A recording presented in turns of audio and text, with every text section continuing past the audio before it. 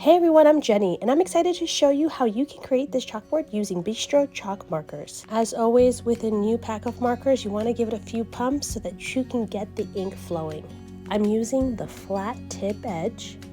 This allows for this type of consistency among the letters.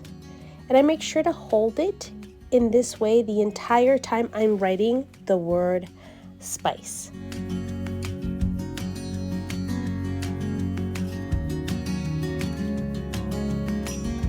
Using the tip of the marker, I'm going to script out the word pumpkin.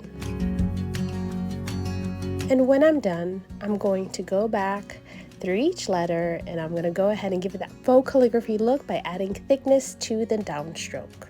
So I'm going to use that flat edge again to create that nice thick consistency on the downstroke.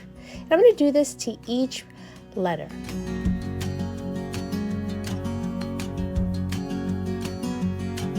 I'm going to do the same thing again at the bottom. I'm going to write the word everything in script using the very tip of this marker.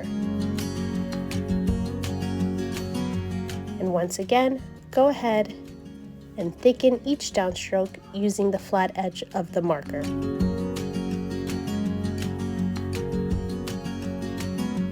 And as you notice, I had a bit of extra space right next to the word spice. This is on purpose. I wanted to doodle a coffee cup.